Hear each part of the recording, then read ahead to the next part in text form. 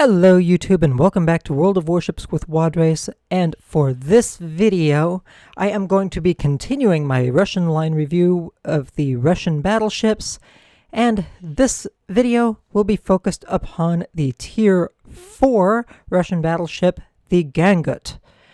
And I'm not even going to bother even verifying that I actually pronounced that right. I can only hope there are so many ways for it to be properly pronounced.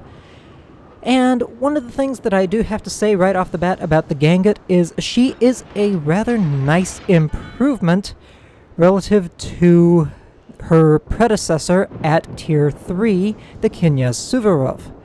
And that is because, one, she upgrades to center-mounted triple turrets, so she is capable, very much so, of putting out 12 battery shells instead of 10 to a broadside. And all guns are fully capable of being put to both sides of the ship equally, instead of having to have one turret on a weird axis just kind of having to swivel around anytime you do any turn. Now, that being said, she does have a couple of turrets that do still have to do the whole 360-degree swing, so to speak, but overall, she is very capable of getting most of her armament on target to a reasonably fair degree. Like all of her predecessors and successors, well, maybe not all of her successors, but a good handful of her successors, she does have some very good, trollishly thick armor on her sides. So she is a beautiful bow tanker, and she will also even manage to bounce some shots that are sent her way from relatively, dare I say, what's...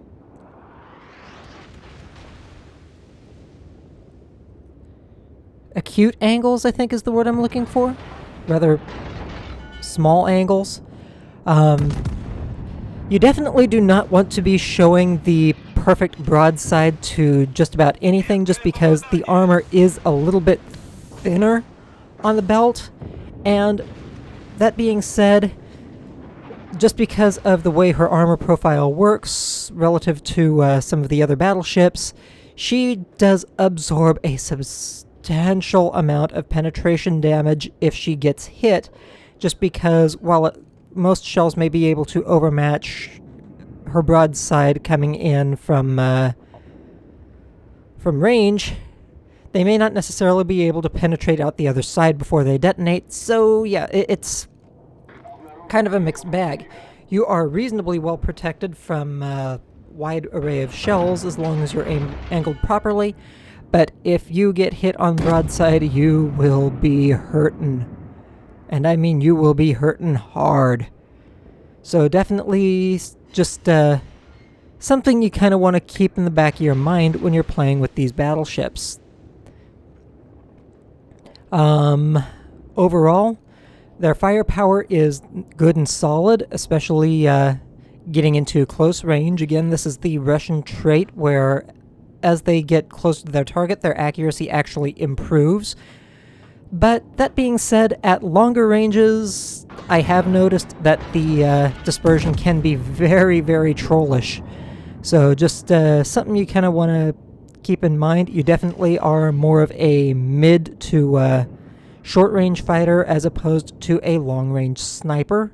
And this is something that is going to show itself basically all through the Russian line. So I'm not sure how often I'm going to continue mentioning it, but it is definitely something to just in general kind of keep in the back of your head, because it's going to come up a lot with these ships. As you can see, I'm trying to snipe at the enemy New York here, but it's kind of starting to open up the range, and my accuracy really isn't quite getting me there yet.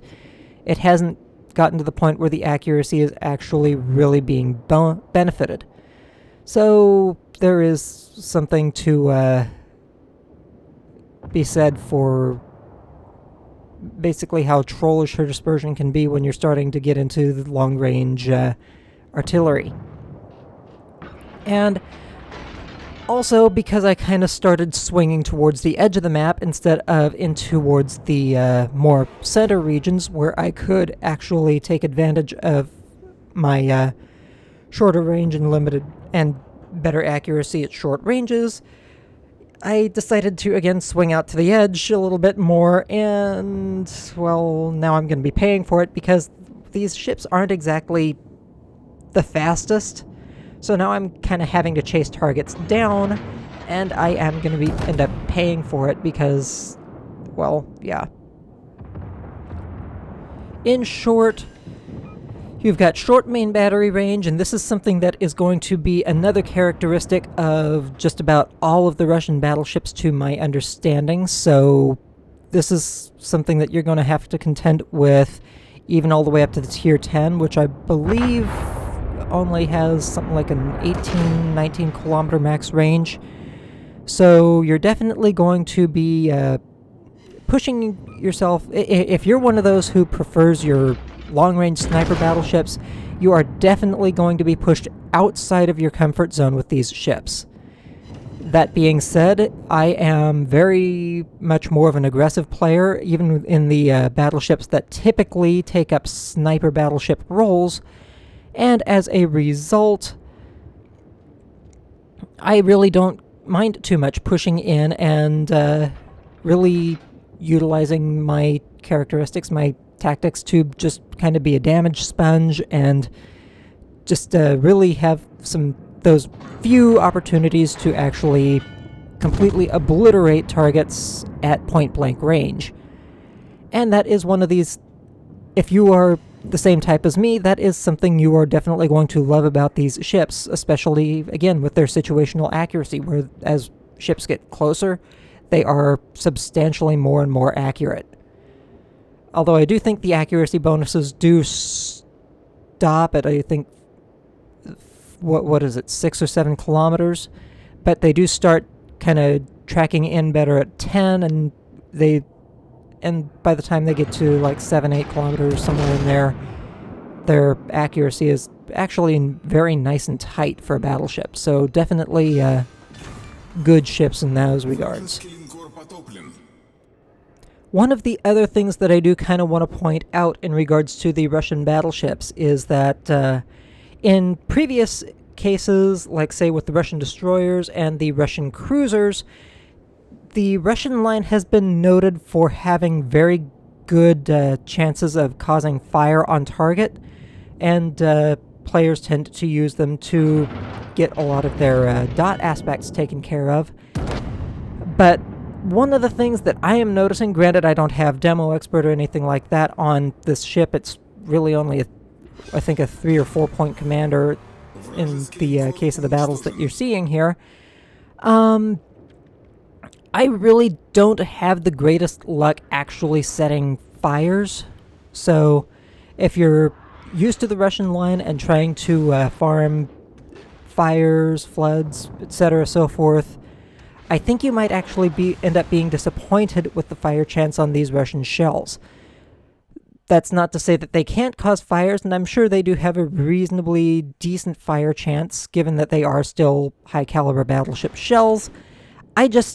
It seems like my own personal luck as far as getting the fires to stick, or even just hit in the first place, are really not quite there.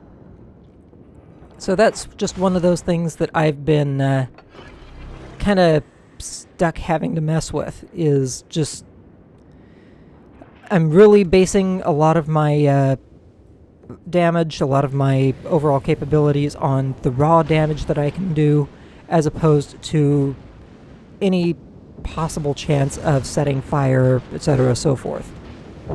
Now, that having been said, if you can get these ships to behave for you in those regards, I can definitely see players very much enjoying them, up to and including the Gangut and the Knyaz Suvorov. And I get the distinct impression that just simply for the trollish accuracy, when a player puts them into the right situation and into the right positioning, they will definitely be very, very solid, dare I say, very popular tools for seal clubbers. So, just something for newer players to kind of have in the back of their mind. If you see somebody who seems like they're good and they're in a Russian battleship, they're probably there to seal club, and just for shits and giggles, I guess I could say. Because I can definitely see these ships becoming, especially with their troll armor and that situational accuracy, just very, very solid and enjoyable tools, again, for those who enjoy just basically newbie hunting. So, my apologies in that regard, but that's just kind of the way I see it boiling down when the time comes for it. Now, something that I do keep mentioning, and it is going to be something that comes up over and over again as I go through these videos. I'm not going to be addressing it in the sign-up video, mainly because my sign-up video is already done, and unfortunately I didn't really think too much about going into it in regards to the Tier 3, the Suvorov review, just because I didn't think of it at the time. So, one of the things that you are going to have to get used to with the Russian battleships is specifically that they will consistently have the shortest possible main battery range for their tier. In fact, I think it may just simply be safe to just outright say that they are generally going to have the shortest main battery range possible for any matchup that they end up with, regardless. The only situation that I have seen, looking at some of these numbers that I've got here, the only time you're actually going to have better range than any other ship on the map is if you're top tier and every other battleship in a match is bottom tier, with a full 2-tier spread. If it's even just a 1-tier difference lower, you're still going to have a fair number of ships that are just going to have even just a half kilometer extra range relative to your battleship. So that's just one of those things to keep in mind, is you are never going to be winning any sniping contests, period. So I dare say, don't try. You will not be happy with the results. And kind of where I'm going with this is just looking at the numbers, and I'm going to give you the Tier 7, Tier 3, and Tier 4 range numbers here, because these are the videos that I've already done. For the Tier 3, the Suvorov has a max main battery range of 12.6 kilometers. Now, she is lucky in that she is the only Russian battleship who is not outranged by her contemporaries, or that is outranged by her, or can outrange a small handful of her contemporaries. Even so, the South Carolina and the Bellerophon both reach out to 15 kilometers or better. The only ships that do not match her on range are the Kawacci and the Nassau at 10.9 and 11.9 kilometers. For the Gangut, her max main battery range is 13.5 kilometers. Even the shortest range on any of her other contemporaries is still almost 2 kilometers greater, and that is the Wyoming at 15.8 kilometers. Everything else, the Orion, the Miyogi, the Kaiser, both reach out to 16 kilometers, and the Corbett can still hit you at 17.4. So if you are the first to be spotted, you are going to be the first to be shot at, and you will definitely be the last to start opening fire. So again, as I was saying, do not try to get into any sniping contests, because you will generally just end up not being able to do much of anything, especially if they keep you at max range. So just one of those things to say as far as you definitely, again, just want to keep your targets at close range, get in close, and use your situational accuracy to dominate them from close range. and you use your armor profile above all else to actually push that range in closer. The Gangut and the Knyaz Suvorov are both very capable of pushing effectively. Their armor profiles don't really start having any downsides quite yet. So just, they are very good for pushing in and swinging out at the last second to get in large amounts of damage very quickly. And of course, I did say I was also going to get into the Tier 7 numbers, in which case we have the Synop, again at the bottom of the list, with 17.4 kilometer main battery range. The next up is the King George, 18.1. Leon, 18.6. Colorado, 18.8. You've got the Gneisenau, which will hit you at 19.5 kilometers. And then, of course, you've got the Nagato, which will be sniping you from 20.5. So the Synop is also a little bit of a different case because she is a little bit faster. She can actually chase down some of her targets to close the range. But so if you do have a enemy battleship that is in range, and you decide to chase them down, they're definitely not going to be getting farther away. But if they are outside of main battery range, they're going to stay outside of main battery range, and they are more than capable of doing it, especially when you consider that the Nagato has a 3-kilometer buffer zone where they can snipe you and you can't do anything at all to touch it. And of course, this isn't even the bad news, because at Tier 7 you can still be up-tiered substantially, and just one tier above, Tier 8, and I'm only going to spout off a couple of the numbers here, you can go up against the North Carolina and the Richelieu, both of which will be shooting at you at substantially greater than 20 kilometers. You're looking there at closer to 24, and in the case of the Richelieu, 25.3 kilometers. So you are at a severe range disadvantage. The only time you are the longest range in the room is if you are in a Synop against a Tier 5 battleship, and it is anything other than a Congo and a New York class, or a Bretagne.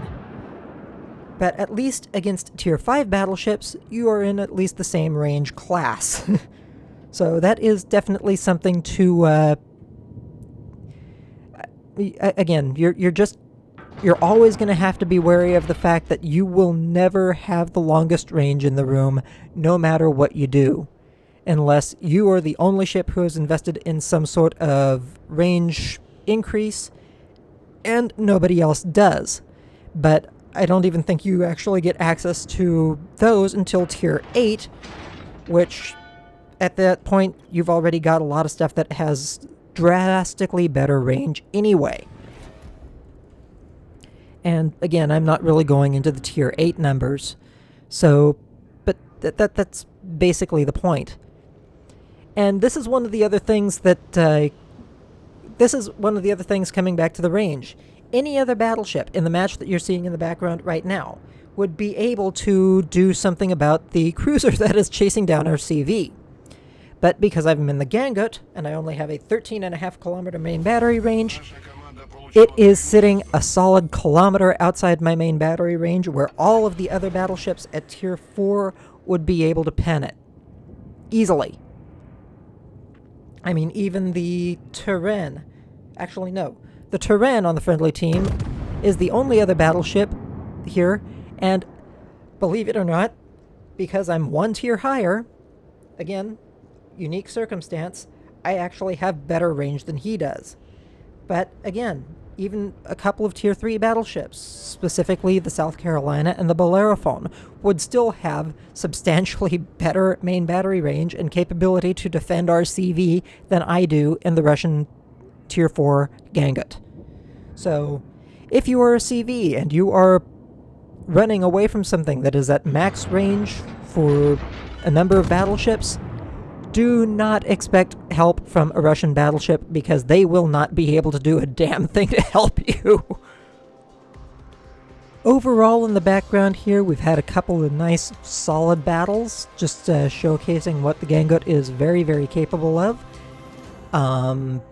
Unfortunately, there was one match that I had where, again, I just ended up at the fringe of a map and basically just I didn't do more than 5,000 damage for the entire match.